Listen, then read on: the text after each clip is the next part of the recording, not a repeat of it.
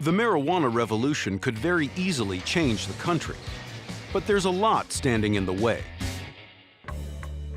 To understand why the status of pot is so contested, we need to trace the long, strange trip showing how cannabis became America's most controversial and lucrative plant.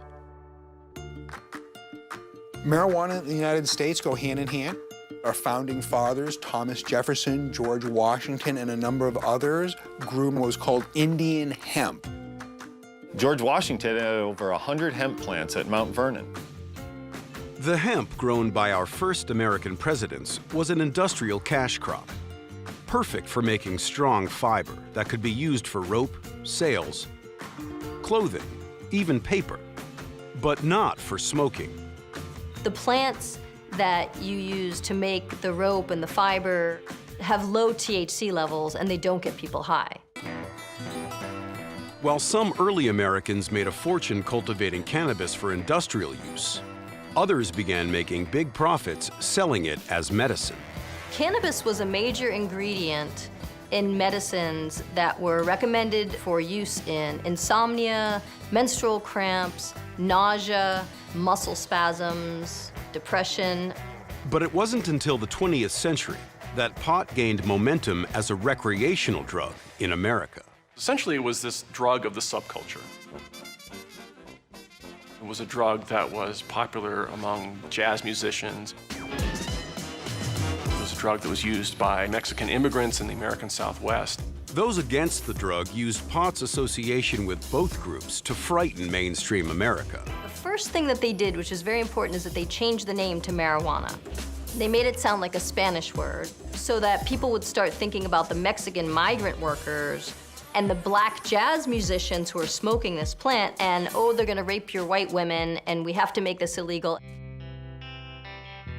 The backlash grew during the Great Depression, and in the mid-1930s, states looked to the federal government to stop the drug from spreading. The first drug czar, a guy named Harry J. Anslinger, totally vilified marijuana. 95% of all addiction is caused by bad association.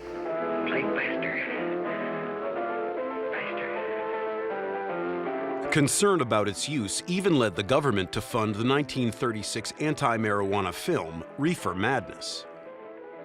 It was designed to terrify you into never imagining trying marijuana, because if you did, one time could turn you into a drug-addicted zombie.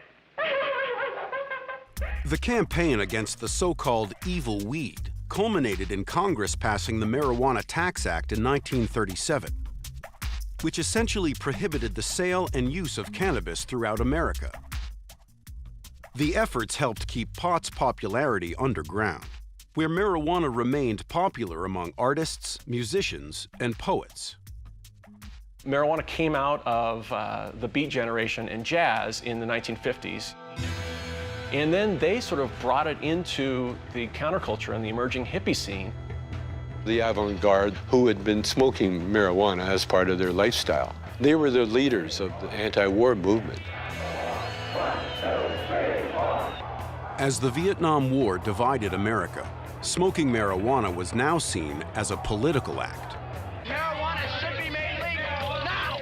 Now! Many in the conservative chain of command believed that to quash the anti-war protesters, you had to go after their drug of choice.